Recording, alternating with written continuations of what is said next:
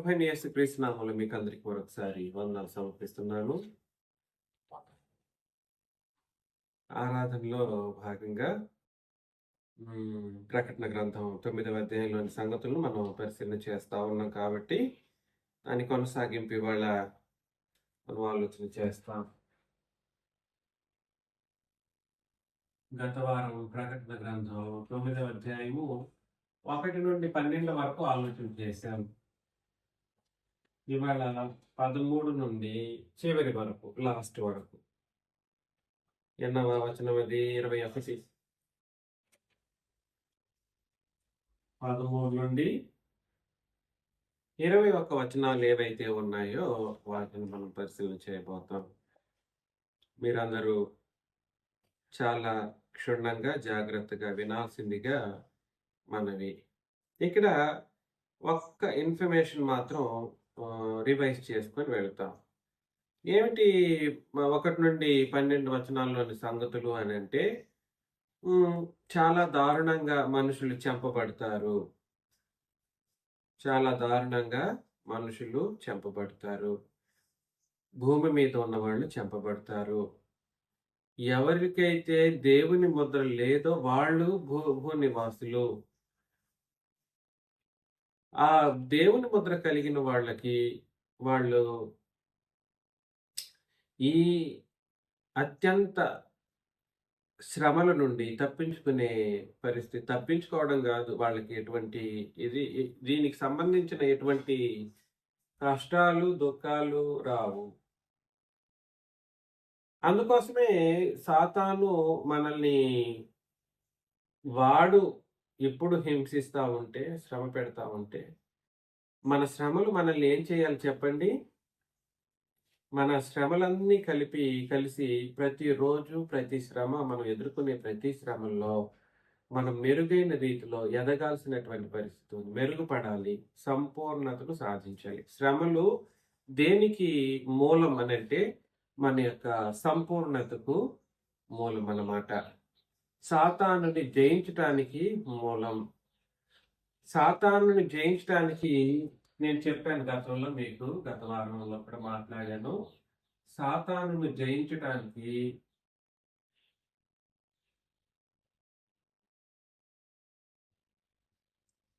శ్రమలు ప్లస్ మన యొక్క భౌతిక మరణం.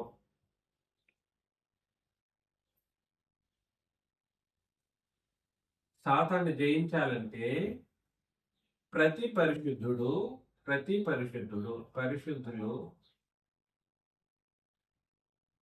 శ్రమలు అనుభవించాల్సిన అవసరం ఉంది. శ్రమలు లేకపోతే ఈ శ్రమలు నిన్ను ఎక్కడికి తీసుకెళ్తుంది, ఏం చేస్తుంది అని అంటే సంపూర్ణతకు నడిపిస్తుంది.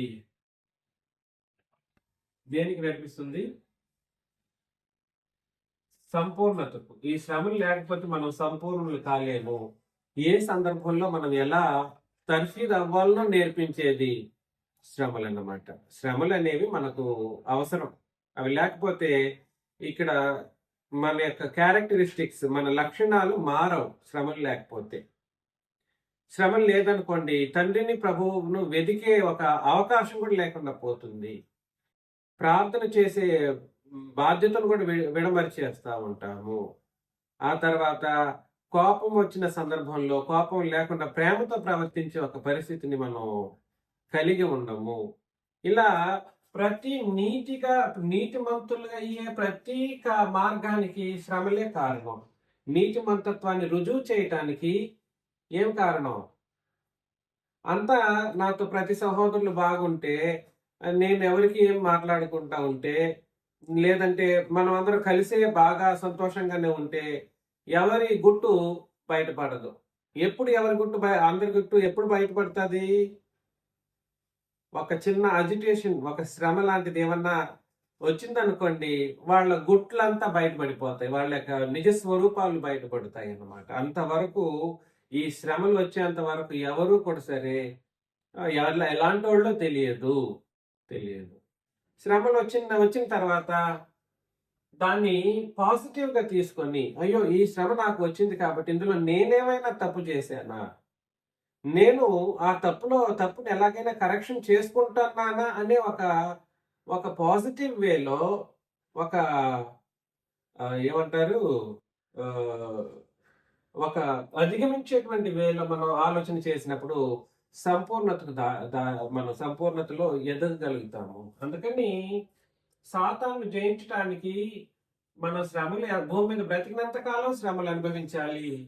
అదే విధంగా వాడిని సంపూర్ణంగా జయించే ఒక కార్యక్రమం మన మరణంలో, భౌతికమైన మరణంలోనే దాగుందన్నమాట.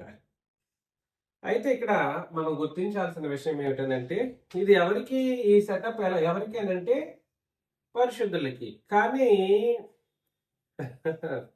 దేవదూతలు, పాపం చేసిన దేవదూతలు పొందే అంత శ్రమ, అంత దుఃఖము, తట్టుకోలేనటువంటి బాధలు, నరక వేదన అంటే అది దేంతోనూ పోల్చలేవు. గర్భవేదన కంటే 1000 రెట్లు కూడా చెప్పొచ్చు. గర్భవేదనే ఈ భూమి ప్రపంచంలో ఎక్కువైన వేదన అంటారు. ఆ గర్భవేదన కంటే 1000 రెట్లు అంటే ఊహించుకోండి ఎంత దారుణంగా ఉంటుందో. అంతటి దారుణమైనటువంటి స్థితిగతులను ఈ భూనివాసులు ఎవరైతే దేవుని యొక్కయు క్రీస్తు యొక్కయు ముద్రను తమ నొసళ్ల మీద కలిగి ఉండలేదో వాళ్ళకి సంభవిస్తుంది. మరి మనం ఈ శ్రమలన్నీ మనం స్వల్పంగా చూడాలంట. క్రొత్త నిబంధన చట్టం అదే చెప్పింది, మీకు కలిగే శ్రమలను మీరు ఎక్కువ దీనిగా సీరియస్ గా తీసుకోకండి, అది మీ జీవితంలో భాగమే అని క్రొత్త నిబంధన చట్టం చెబితే మనం దీన్ని కూడా బాగా సీరియస్ గా తీసేసుకునేసి మనం వెనకడుగు వేసే అవకాశాలు ఎక్కువ ఉంటాయి. ఈ శ్రమలతో పోల్చినప్పుడు 1000 రెట్లు శ్రమలు ఎవరు పొందుకుంటారంటే భూమి నివాసులు పొందుకుంటారు యేసు ప్రభువు రాకడప్పుడు. అర్థమవుతుందా? అయితే వీళ్ళందరూ ఒకేసారి భూనివాసులు అందరూ ఒకటేసారి చంపబడతారా అని అంటే కాదు. అందులో మనం మూడవ భాగం, భూమిలో 3వ భాగం అలా చంపబడతారని చెప్పాడు కదా. 3వ భాగం అంటూ ఏమీ లేదు, జనులు చనిపోతారు. 3వ భాగం అనేది ఒక ఉపమాన భాషలో భాగమే, కానీ మనుషులు చాలా మనుషులు దానివల్ల చంపబడతారు. అది మనం ఆలోచన చేశాం. అదే విధంగా 13వ వచనం ఇప్పుడు మనం చదివితే 9వ అధ్యాయం 13వ వచనంలో 6వ దూత బోర ఊదినప్పుడు దేవుని ఎదుట ఉన్న సువర్ణ బలిపీఠము యొక్క కొమ్ముల నుండి ఒక స్వరము యూఫ్రటీసు అను మహానది యొద్ద బంధింపబడి ఉన్న 4 దూతలను వదిలిపెట్టమని బోర పట్టుకొని ఉన్న ఆ 6వ దూతతో చెప్పుట వింటిని అని అన్నాడు. 6వ దూత బోర ఊదాలి. 6వ దూత ఊదినప్పుడు ఏం జరిగిందంటే, దేవుని ఎదుట ఉన్న సువర్ణ బలిపీఠం యొద్ద కొమ్ముల యొద్ద నుండి, దేవుని ఎదుట ఏముందండి? దేవుడు సింహాసనాసీనుడై ఉన్నారు. ఇందులో కూర్చొని ఆయన సింహాసనం మీద ఆసీనుడై ఉంటే ఆయన ముందు బలిపీఠం ఉందంట. ఈ బలిపీఠం మీద ఏం జరుగుతుందంటే, నేను చెప్పానా, మనమందరం క్రీస్తు రక్తం చేత కొనబడినటువంటి యాజకులు. మనమందరం క్రీస్తు యేసు రక్తం చేత ఎవరెవరైతే కొనబడ్డారో వాళ్ళందరూ యాజకులు. ఈ యాజకులు భూమి మీద ఉంటారు. భూమి మీద ఉన్న యాజకులు ఎవరెవరైతే క్రీస్తు రక్తం చేత కొనబడ్డ భూమి మీద యాజకులు అర్పణలు అర్పిస్తారు కదండి. అర్పణలు అర్పిస్తారు. ఈ అర్పణలన్నీ ఎక్కడికి వెళ్తాయి అంటే ఈ బలిపీఠం దగ్గరికి వెళ్తాయి. అర్పణలన్నీ ఎక్కడికి వెళ్తాయి చెప్పండి? ఒక 4 అర్పణలు. ప్రార్థన ధూపము, తర్వాత స్తుతి యాగము, తర్వాత అంతే. మర్చిపోయారా? అన్ని జనులు అనే అర్పణ అంటే సువార్త ద్వారా అన్ని జనులు దేవుని పిల్లలుగా మారే ఒక అవకాశం వచ్చినప్పుడు వాళ్ళ యొక్క ఆత్మను తీసుకొచ్చి తండ్రికి అప్పగించే ఒక అర్పణ. ఇవన్నీ మనం చేస్తూ ఉన్నప్పుడు ఈ యాజకులు చేస్తున్నటువంటి యాజక ధర్మం ప్రకారం వెళుతున్నటువంటి ఈ అర్పణలన్నీ ఈ బలిపీఠం దగ్గరికి వెళుతాయి. ఈ బలిపీఠం నుండి ఈయనకి వెళుతాయి. సింహాసనం మీద ఒక ఆయనే ఉన్నాడు అనుకుంటే తప్పు అవుతుంది. ఈయనలోనే క్రీస్తు కూడా, ఈయన పక్కనే ఇద్దరు ఉంటారు. ఒకటే సింహాసనం మీద ఎవరెవరు ఉంటారు? తండ్రి అనే దేవుడు ఉన్నారు, ప్రభు అయిన క్రీస్తు కూడా ఉన్నారు. కాబట్టి ఈ బలిపీఠానికి ఏముందంట అక్కడ మరలా సువర్ణ బలిపీఠం యొక్క కొమ్ముల నుండి ఒక స్వరము యూఫ్రటీసు అను మహానది యొద్ద బంధింపబడిన 4 దూతలను వదిలిపెట్టమని. ఈ దూత ఊదాడు, 6వ దూత ఊదాడు. ఈ దేవుని ఎదుట, ప్రభు ఎదుట ఉన్నటువంటి బలిపీఠంలో కొమ్ములు ఉన్నాయంట. ఈ కొమ్ములు మాట్లాడాయంట. కొమ్ములు ఏం చేసాయి?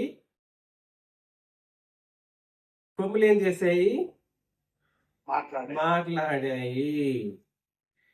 ఏమిటో మీరు అనుకుంటున్నారా? ఏమిటో కాదు, మన ప్రార్థనే అది. ఈ సువర్ణ బలిపీఠం దగ్గరికి ఏం వెళ్తాయి చెప్పండి? ఈ యాజకులు అర్పించిన అర్పణలో ప్రార్థన ధూపం వేస్తారు కదా, ఈ ప్రార్థన ధూపం వెళితే దీనికి వెళ్ళి తగులుతుంది. దేనికి? బలిపీఠానికి వెళ్ళి తగిలినప్పుడు బలిపీఠంలో కొమ్ములు అనేటువంటి కొమ్ములు కావు, అవి అధికారాన్ని సూచిస్తాయి. కొమ్ములు దేన్ని సూచిస్తాయి అని అంటే అధికారాన్ని సూచిస్తాయి. మన ప్రార్థన ఇక్కడికి వెళ్ళిన తర్వాత అధికారము లేదా దానికి ఒక వాల్యూ ఉంటది. కొంతమంది ప్రార్థనలు చేస్తూ ఉంటే దేని కొరకు చేస్తున్నారో అర్థం కాని ప్రార్థనలు చేస్తూ ఉంటారు.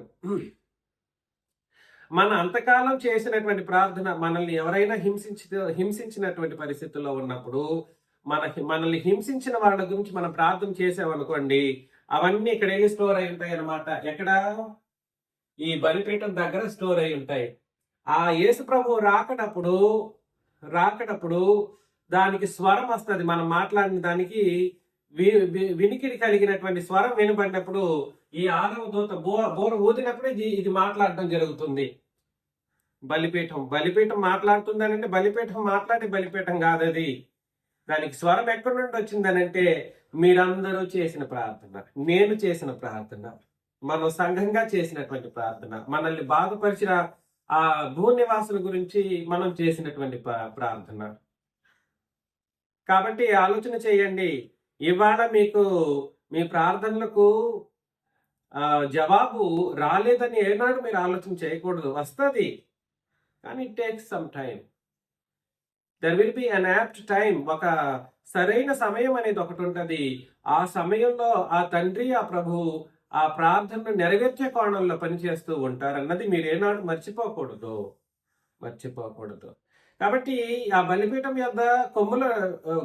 యొక్క కొమ్ముల నుండి ఒక స్వరము యూఫ్రటీసు అను మహానది యొద్ద బంధింపబడిన 4 దూతలను వదిలిపెట్టమని బోర పట్టుకొని ఉన్న ఆ 6వ దూతతో చెప్పుట వింటిని. ఇది దీంట్లో నుండి వచ్చిన స్వరమే దేని గురించి మాట్లాడిందంటే యూఫ్రటీస్ అనే నది ఉందంట. ఇది నది అనుకోండి ఉదాహరణకు. ఈ నదికి 4 చుట్లు దూతలు ఉన్నారంట, బంధింపబడిన దూతలు ఉన్నారంట. ఆ దూతలు వదిలిపెట్టేస్తే ఏం చేస్తారని అంటే, వదిలిపెడితే వాళ్ళు ఏం చేస్తారంటే వీళ్ళని భూనివాసుల్ని నాశనం చేసే పనిలో వాళ్ళు ముందుకెళ్తారు. యూఫ్రటీసు అనేది మీరు అనుకుంటే యూఫ్రటీస్ అంటే అది ఏమిటండి? యూఫ్రటీస్ నది ఏమిటి? దాని యొక్క విశిష్టత ఏమిటంటే అదేదో విశిష్టమైనది కాదు. నది అనే దాన్ని యూఫ్రటీస్ అనే పదానికి యాడ్ చేశారు అంతే. నదిలో ఏముంటది? ఏం నీళ్లు ఉంటాయి? మంచి నీళ్లు ఉంటాయి. నదిలో మంచి నీళ్లు ఉంటాయి, సముద్రంలో ఉప్పు నీళ్లు ఉంటాయి. అది బాగా తెలిసిందే మనకందరికి. ఈ మంచినీళ్లు యూఫ్రటీస్ నది అనేది, యూఫ్రటీస్ అనే పేరు మాత్రం ఉపయోగించబడింది కానీ నిజానికి అది యూఫ్రటీస్ నదిని సూచించదు. కానీ అది నీళ్ల గురించినటువంటి సందర్భాన్ని తెలియజేస్తుంది. దేన్ని తెలియజేస్తుంది? నీటిని కలిగి ఉన్నటువంటి నదిని తెలియజేస్తూ ఉంది. అన్ని నదులను కలిపేసే యూఫ్రటీస్ అనే ఉద్దేశంతోనే మాట్లాడటం జరిగింది. నేను ఎందుకు అలా అంటున్నానంటే, ఒకసారి దానికి మరొక మాటను కూడా చదువుతాం. ప్రకటన గ్రంథంలో 16:12 మనం చదివినట్లయితే, ప్రకటన గ్రంథం 16:12 6వ దూత తన పాత్రను యూఫ్రటీసు అను మహానది మీద కుమ్మరింపగా తూర్పు నుండి వచ్చు రాజులకు మార్గము సిద్ధపరచబడినట్లు దాని నీళ్లు ఎండిపోయిను. కాబట్టి యూఫ్రటీస్ నది అనేది దేనికి సూచనగా ఉందనంటే, అదేదో యూఫ్రటీస్ అనే దానికి ప్రత్యేకించిన ప్రదేశము, దాని యొక్క భౌగోళికతలు అవసరం లేదు. యూఫ్రటీస్ అనేది ఉపమాన భాష. మరి దేన్ని తెలియజేస్తుంది? నీళ్లను తెలియజేస్తుంది, అంతే. దేన్ని తెలియజేస్తుంది? నీళ్లను తెలియజేస్తుంది. ఆ నీళ్లన్నిటినీ కంట్రోల్ చేసే 4 దేవదూతలు వదిలిపెట్టబడతారు అనే అర్థం అన్నమాట. నీళ్లు భూప్రపంచంలో ఎక్కడెక్కడైతే నీళ్లు ఉన్నాయో ఆ నీళ్ళన్నిటినీ కంట్రోల్ చేసేది దేవదూతలు. గాలిలో దేవదూతలు ఉంటారు, గాలిని కంట్రోల్ చేసే దేవదూతలు ఉంటారు, భూమిని కంట్రోల్ చేసే దేవదూతలు ఉంటారు, నీళ్లను కంట్రోల్ చేసే దేవదూతలు కూడా ఉంటారు. వీళ్ళు నలుగురు అనుకుంటూ రావడం అనేది మనం గమనిస్తూ వస్తున్నాం. మీకు గతంలో నేను ఒక వచనం చెప్పాను, గుర్తుందో లేదో. భూమి చుట్టూ ఎన్ని దిక్కులున్నాయి? అవును, 4 దిక్కులలో 4 దేవదూతలు నిలబడి ఉండడం అంటే భూమికి 4 దేవదూతలు ఉన్నారని, భూమిని కంట్రోల్ చేసే దేవదూతల గురించి కూడా మనం చదివాం. ప్రకటన గ్రంథం 7:1 ఒకసారి చదివేసి ముందుకు వెళదాం. ప్రకటన గ్రంథం 7వ అధ్యాయం 1వ వచనంలో, అటు తర్వాత భూమి యొక్క 4 దిక్కులలో 4 దేవదూతలు నిలిచి ఉండేది అని అన్నాడు. అంటే యూఫ్రటీస్ అనే మాట ఇక్కడ మనం ఇన్వాలిడ్ అయిపోతుంది అనేది మీరు గుర్తించాలి. యూఫ్రటీస్ అంటే యూఫ్రటీస్ కాదు. అది దేనికి సూచన? త్రాగునీటికి సూచన. త్రాగునీటికి సూచన. కాబట్టి త్రాగునీళ్లను కంట్రోల్ చేసేది కూడా చేసేదానికి ఎంతమంది దూతలు ఉన్నారు? 4 దూతలు ఉన్నారు. గాలిని కంట్రోల్ చేసే దూతలు కూడా 4 ఉన్నారు అనుకుంటూ మనం చదువుతూనే వస్తూ ఉన్నాం. మీకు ఎవరికైనా గుర్తుందో లేదో, అటు గాలి ద్వారాను మనుషులు చంపబడతారు, భూమిని బట్టి మనుషులు చంపబడతారు, అదే విధంగా నీళ్లను బట్టి మనుషులు చంపబడే ఒక పరిస్థితి వస్తుంది అనే విషయాన్ని ఇక్కడ మాట్లాడడం మనం గమనించాలి. అంటే నేనేం చెప్పడానికి ప్రయత్నం చేస్తున్నానంటే, పైన మనం చదివిన భాగంలో ఆ మిడతల ద్వారా మిడతల ద్వారా భూ నివాసులకు అత్యంత శ్రమకాలం వచ్చినప్పటికీ ఏ ఒక్కడు చనిపోడంట. మరణాన్ని కోరినా చావరంట. మరణాన్ని కోరినా మరణం అనేది కలగదు. అంటే ఆ ఒక్క శ్రమలతో మనుషులు చంపబడరు అనేది మీకు అర్థమైపోవాలి. చాలా మంది మధ్య సువార్త 24వ అధ్యాయాన్ని ప్రకటన గ్రంథానికి ముడిపెడుతూ ఉంటారు. దేనికి? ఏ అధ్యాయాన్ని? 24, 25 అధ్యాయాల్లో యేసు ప్రభు యొక్క 2వ రాకడని చెప్పుకుంటూ దాంట్లోని విషయాలను ఇందులో కలిపేస్తూ ఉంటారు. దానికి దీనికి సంబంధమే లేదు. దేనికి సంబంధం లేదండి. ఇది అత్యంత దారుణమైనది. భూకంపం వస్తే సులభంగా చనిపోతారు. అంత సులభంగా చంపడు దేవుడు. తన పిల్లలను నాశనం చేస్తూ, ఇబ్బంది పెడుతూ, హింసిస్తూ ఉన్నటువంటి వాళ్ళని, భూ నివాసులను అంత సులభంగా చంపేయడు.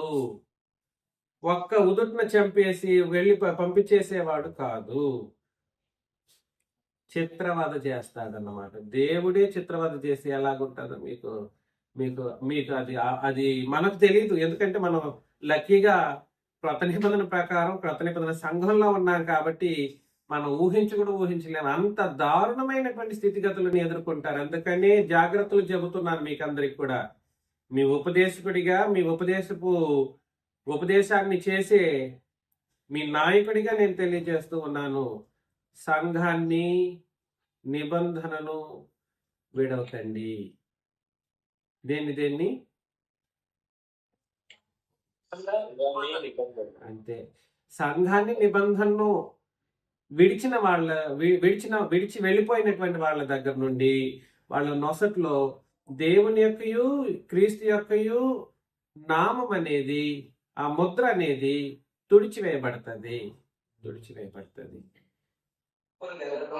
అత్యంత దారుణమైనటువంటి స్థితిగతులు ఎదుర్కొంటారు ఎదుర్కొంటారు. అందుకని ప్రేమతో హెచ్చరిస్తూ ఉన్నాను. మరలా అక్కడికి వచ్చేద్దాం. 13వ అధ్యాయము 15వ వచనంలో మనుషుల్లో 3వ భాగమును సంహరింపవలెనని,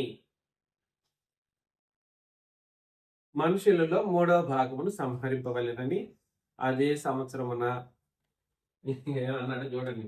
అసలు ఎలా రాశాడో అతను యోహాను భలే ఇదిగా రాశాడు. ఈ నలుగురు దేవదూతలు ఉన్నారు కదా, నీళ్లకు సంబంధించిన దేవదూతలు. ఈ నలుగురు దేవదూతలు అదే సమయం అన్నాడు.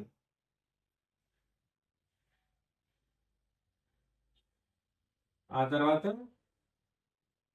అదే నెల, తర్వాత అదే రోజు, అదే అదే రోజు, ఆ తర్వాత అదే గంట, అదే గంట, తర్వాత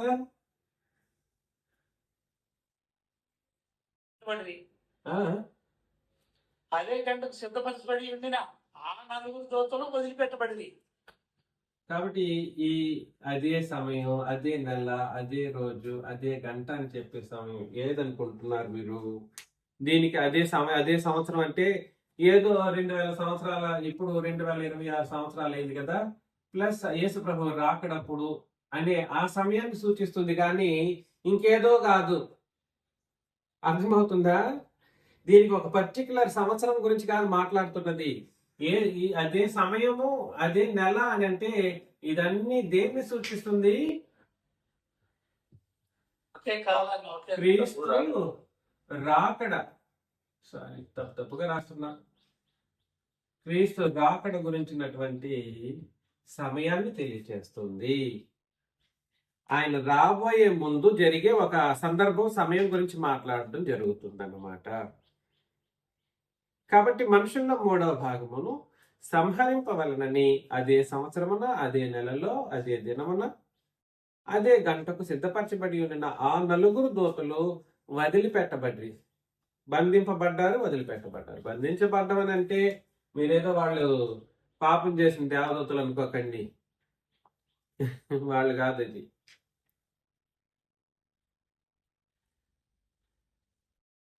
16వ వచనం. గుర్రపు రౌతుల సైన్యముల లెక్క 20 కోట్లు. ఏంటండి మీకు అందరికీ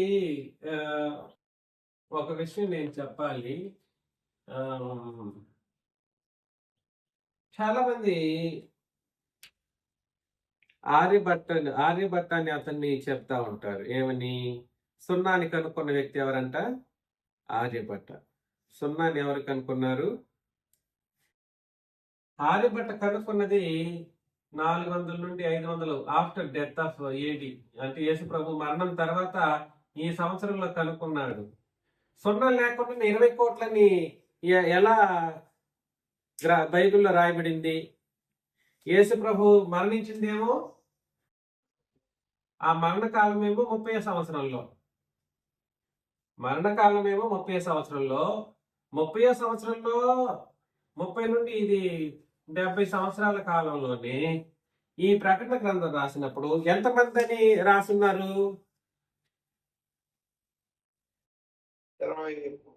20 కోట్లు. అవునా కాదా? కాబట్టి లెక్కలు అనేది కూడా సరే, బైబిల్ నుండి మనుషులు ఏం చేశారంటే కాపీ కొట్టారు. 20 కోట్లు అని చెప్పాలని దానికి ఒక 2 పక్కన ఏదో ఒక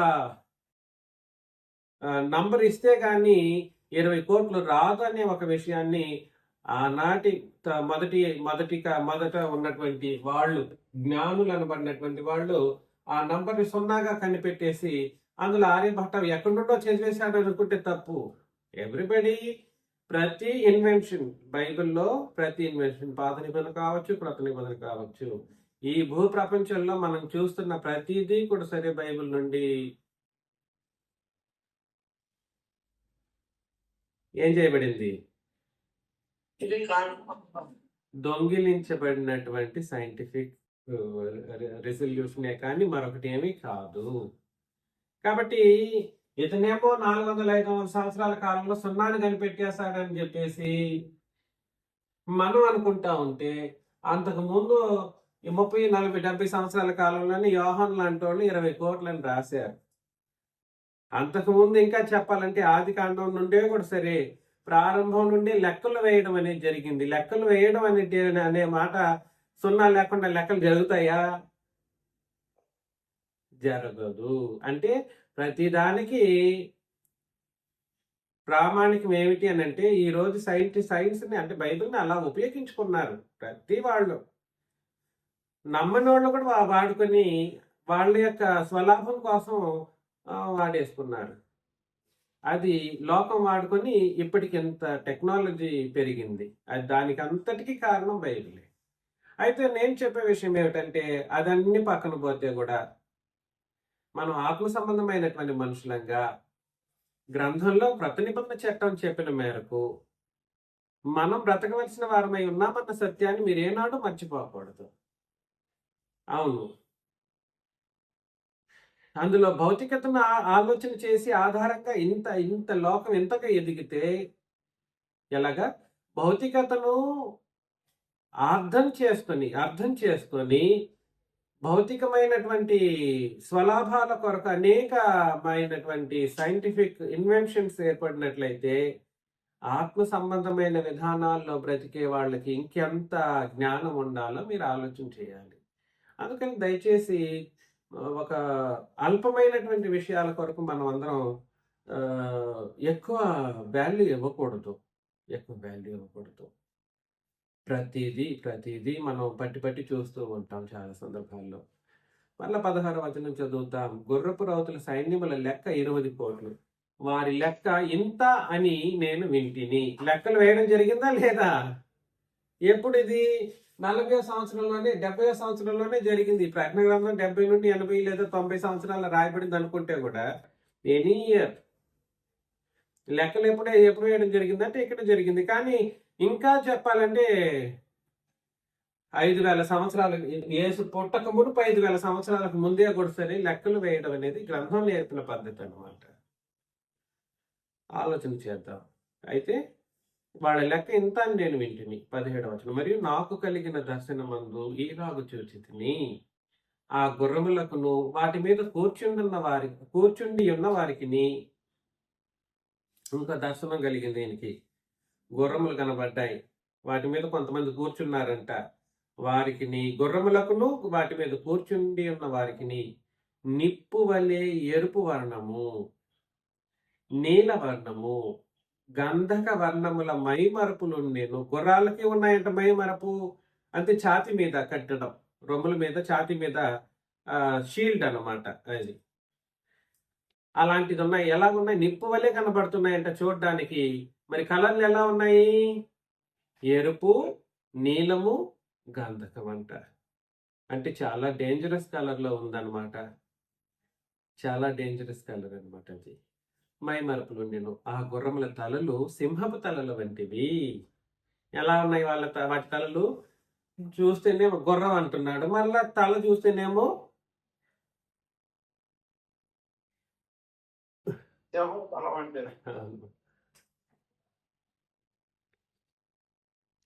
వాటి నోళ్లలో నుండి అగ్ని, దోమ, గంధకములు బయలు వెళ్ళుచుండెను. ఆ సింహపు నోళ్లలో నుండి ఏమొస్తున్నాయంటే అగ్ని, దోమ, గంధకములు. అంటే చాలా అంటే అత్యంత దారుణమైనటువంటి వేడిమి కలిగినటువంటి వేడి బయటకు వస్తున్నాయి. వేడి అని చెప్తే కూడా తప్పేది. గంధకంతో కూడినటువంటి అగ్ని బయటకు వస్తూ ఉందంట. ఈ 3 దెబ్బల చేత. ఏ 3 దెబ్బలు చెప్పండి?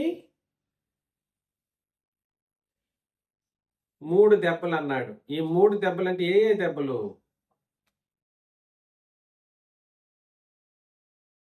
ఆ 4 దూతలు విడిచిపెట్టబడినప్పుడు ఆ యూఫ్రటీస్ నది నీళ్లు లేకపోవడం ద్వారా కలిగిన దెబ్బ. యూఫ్రటీస్ నదిలో ఏముంటుంది? నీళ్ల ద్వారా కలిగినటువంటి, లేదా నీళ్లు లేకపోవడం ద్వారా, త్రాగునీళ్లు లేకపోవడం ద్వారా కలిగే దెబ్బ ఒకటైతే, ఆ తర్వాత మనుషుల 3వ భాగం సంహరించాలని, ఆ తర్వాత దేవదూతలు వీళ్ళందరూ ఏం చేశారంటే ఈ మూడు ఆ, ఈ గుర్రపు రౌతులు ఉన్నాయి కదా, గుర్రపు రౌతుల ద్వారాను ప్లస్ సైన్యములు ఉన్నాయి కదా.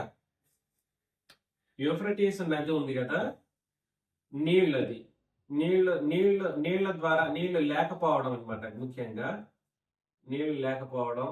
తర్వాత ఇది ఒక ఒక శ్రమ. రెండవ శ్రమ, గుర్రములు ఆ నోట్లో నుండి గుర్రముల తలలు ఎలా ఉన్నాయి? సింహపు తలలుగా ఉన్నాయి. ఆ సింహపు తలల్లో నుండి ఏమొస్తున్నాయి? ఆ సింహపు నోట్ల నుండి అగ్ని గంధకములు కలిగినటువంటి వేడిమి బయటకు వస్తున్నాయి. అగ్ని గంధకాలు కలిగిన వేడిమి బయటకు వస్తున్నాయి. మూడవది, ఈ గుర్రాల మీద కూర్చున్నారు చూడండి. ఈ కూర్చున్న వాళ్ళు ఎందుకు ఊరికే కూర్చొని తిరుగుతూ ఉన్నారా? కాదు. వాటికి ఆ మనుషులకు కూడా, ఆ మనుషులు అంటామా లేదా కూర్చున్న వాళ్ళు ఎవరైతే ఉన్నారో వాళ్ళ దగ్గర నుండి కూడా అత్యంత శ్రమ కలిగేటువంటి పరిస్థితులు వస్తున్నాయి అన్నమాట. ఈ 3 దెబ్బల చేత, అనగా వీటి నోళ్లలో నుండి బయలు వెడలుచున్న అగ్ని ధూమ గంధకముల చేత మనుషుల్లో 3వ భాగం చంపబడిను. అంటే వీళ్ళు ఏం చేస్తారనంటే, ఈ కూర్చున్న వాళ్ళ నోళ్లు కూడా ఉన్నాయి చూడండి, ఈ నోళ్లలో నుండి కూడా అగ్ని గంధకములు వచ్చినప్పుడు ఈ యూఫ్రటీస్ నదిలో ఏం జరుగుతుంది? నీళ్లు ఉంటాయా? నీళ్లుండవు. అంటే నీళ్లు లేకుండా మనుషుల్ని చంపబడే ఒక పరిస్థితి వస్తుంది. అందులో ఇంకా ప్రాముఖ్యంగా వీళ్ళు నీళ్లు లేకుండా పోగా ఒక ఎత్తు అయితే, ఇంకా చదివితే ఆ గుర్రముల బలము వాటి నోళ్ల యందును వాటి తోకల యందును ఉన్నవి.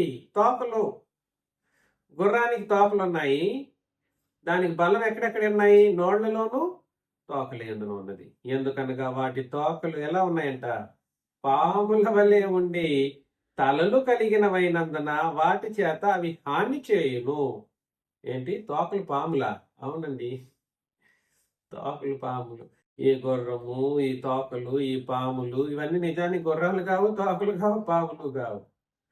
మరి ఏమిటి అని అంటే, అవి మనుషులు చంపబడడానికి ఎంతో దారుణంగా దేవుడు ఉపయోగించే పద్ధతులు అన్నమాట. కాబట్టి వీళ్ళు మనం చేసే యాజకులుగా ఉండి చేసినటువంటి ప్రార్థనలో మనం చేసిన ప్రతి ప్రార్థన ఈ బలిపీఠంలో దాగి ఉంటది.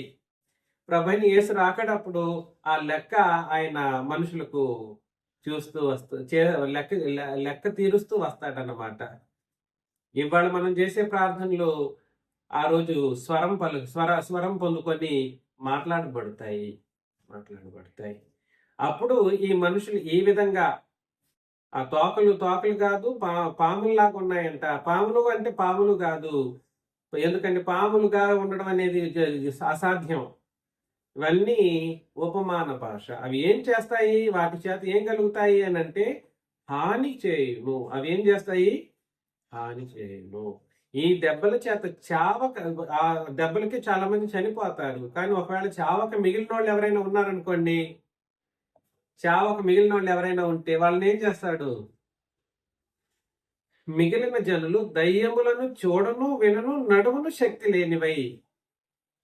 ఆ జనులు దయ్యములను చూడను. ఇది చూడండి, నేను మీకు ఈ మాటను మీకు తెలియజేస్తున్నా. ఇక్కడ చాలా ప్రాముఖ్యమైనటువంటి ఒక విషయం దాగి ఉంది ఇందులో.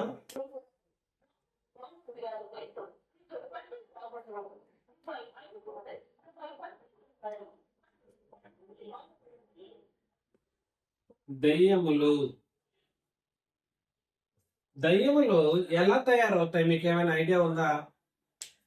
దయ్యాలు ఎలా తయారవుతాయంటే, ఈ దెబ్బల చేత చావక మిగిలిన జనులు ప్లస్ దయ్యములు. అంటే అర్థమేమిటి?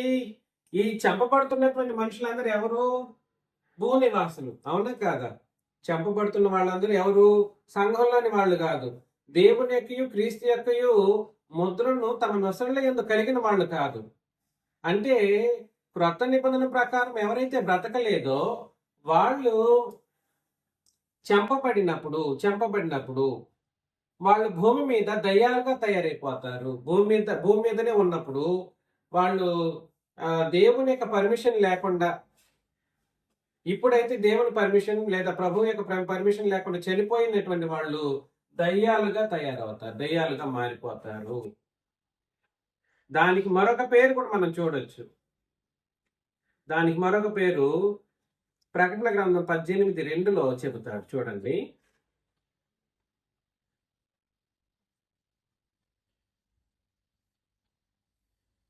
అతడు గొప్ప స్వామితో ఆర్భటించి ఇట్లనే ఉమ్, మహాభవనం కూలిపోయాను. అది దయ్యములకు నివాస స్థలమును ప్రతి పవిత్రాత్మకు ఉనికి పట్టును. కాబట్టి దయ్యం వేరు, అపవిత్రాత్మ వేరు కాదండి. అపవిత్రాత్మ ఎప్పుడవుతుంది ఒక మనిషిది?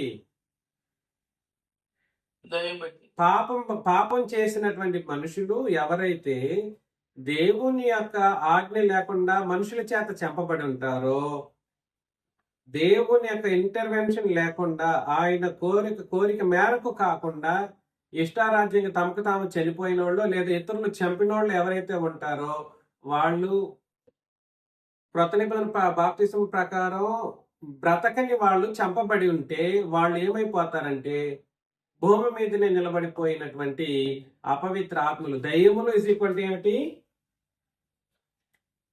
దయ్యాలు ఎవరు? అపవిత్రాత్మలు. ఈ అపవిత్రాత్మలు, ఇక్కడ మీకు మరొక మాట కూడా చెప్తాను. ఇంగ్లీష్ లో దీన్ని ఏమంటారంటే డీమన్స్ అంటారు. ఇంగ్లీష్ లో డీమన్స్ అంటారు. కానీ ఈ డీమన్స్ అందరికి ఒకడే దేవుడు ఉన్నాడు. డీమన్స్ అందరికి ఒకటే దేవుడు. ఎవడో తెలుసా? సాతాను, డెవిల్ అన్నమాట. డెవిల్స్ లేరు. డెవిల్ అనేది ఒక మాటనే, ఏకవచనమే. డెవిల్స్ అనే మాట లేదండి. డెవిల్ అనేవాడు సాతాను అన్నమాట. వాడు ఒకడే. కానీ ఈ డీమన్స్ అందరూ, ఈ అపవిత్రాత్మలందరూ వీడి ఆధిపత్యంలో ఉంటారన్నమాట. అపవిత్రాత్మలు లేదా దయ్యాలన్నీ కూడా ఎవరి ఆధిపత్యంలో ఉంటాయి అని అంటే సాతానుని యొక్క ఆధిపత్యం క్రింద ఉంటారు. కానీ ఎవరికి ఏ దయ్యానికి ఉన్నటువంటి ఇండివిజువల్ శక్తులు వాటికి ఉంటాయి అన్నమాట. మరలా ఇక్కడికి వద్దాం, మరొకసారి ఇక్కడ చదువుతాం. 20వ వచనం, అది 19.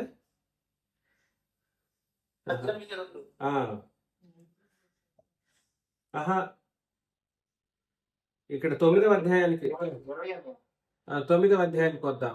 ఈ దెబ్బల చేత చావక, 20వ వచనం, ఈ దెబ్బల చేత చావక మిగిలిన జనులు చచ్చిపోయిన ఏమైపోతారు? దయ్యాలుగా ఉంటారు. చచ్చిపోయిన వాళ్ళు దెయ్యాలు అయి ఉంటారు, చావని వాళ్ళేమో బ్రతికే ఉంటారు, జనులుగా ఉన్నారు. కాబట్టి ఆ జనులు ఈ దయ్యములను. అర్థమైందే నేను చెప్పింది? భూనివాసులు అనబడిన వాళ్ళు చంపబడుతున్నటువంటి సందర్భంలో చావక మిగిలి ఉన్న జనులు ప్లస్ చనిపోయి దయ్యాలుగా మారిపోయినటువంటి వాళ్ళు. వీళ్ళు చూడను, వినను, నడవను శక్తి లేనివై బంగారు, వెండి, కంచు, రాయి, కర్రలతో చేయబడిన తమ హస్తకృతములైన విగ్రహములను పూజింపకుండా విడిచిపెట్టినట్లు మారు మనసు పొందలేదు. అంటే ఎవరెవరైతే క్రొత్త నిబంధన ప్రకారం ఆరాధన చేయలేదో వాళ్ళందరూ ఎవరికి ఆరాధన చేస్తున్నారు అని అంటే, ఇదిగోండి ఈ దయ్యానికి ఆరాధన సాతానుని ఆరాధన చేసిన వాళ్ళగా ఉన్నారు. వాళ్ళ ఆరాధనలన్నీ ఎవరికి వెళ్తాయి? అది విగ్రహ పూజ కావచ్చు, వెండితో చేసిన విగ్రహమైన కావచ్చు, మేలిమి బంగారుతో చేసిన విగ్రహమైన కావచ్చు, ఇంకెంత విలువైనటువంటి దానినైనా మీరు అనుకుంటే వాటన్నిటికీ చేసినటువంటి ఆరాధన. ఆ మాటకొస్తే ఇవాళ కొంతమంది సంఘంలో ఉండుకుంటూ కూడా సంఘంతో ఏకీభవించకుండా చేసే ఆరాధనలను కూడా సాతాన్ని అంగీకరిస్తూ ఉంటాడు. ఏం చెప్పాను? సంఘంలో ఉండి సంఘంతో ఏకీభవించకుండా చేసేటువంటి ఆరాధన కార్యక్రమాలు ఏవైతే ఉన్నాయో వాటినన్నిటినీ సాతాను తన వైపు లాక్కుంటూ ఉంటాడు. తన్ను మహిమపరిచినట్లుగా వాడు స్వీకరిస్తాడన్నమాట. కాబట్టి సంఘంతో ఏకీభవించడం అన్నది నీతికి, పవిత్రతకు, పరిశుద్ధతకు, తండ్రిని ప్రభువుని ఆరాధించడానికి మూలం అన్నమాట. మిమ్మల్ని ప్రేమతో హెచ్చరిస్తూ ఉన్నాను, దయచేసి ఆలోచన చేయండి.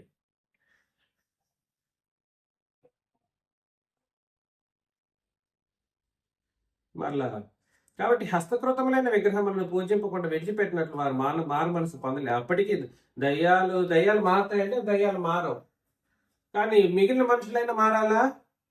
మారాలి. వాళ్ళు అప్పటికీ మారలేదంట. మారకపోవడానికి చాలా కారణాలు ఉన్నాయి అనుకోండి, ఫ్యూచర్లో మనం చూద్దాం ఖచ్చితంగా. 21వ వచనంలో, మరియు తాము చేయుచున్న నరహత్యలను, వాళ్ళు ఎలాంటి వాళ్ళు చేసే చెప్పండి, నరహత్యలను, మాయ మంత్రములను, జార చోరత్వములను చేయకుండానట్లు వారు మారు మనసు పొందిన వారు కారు.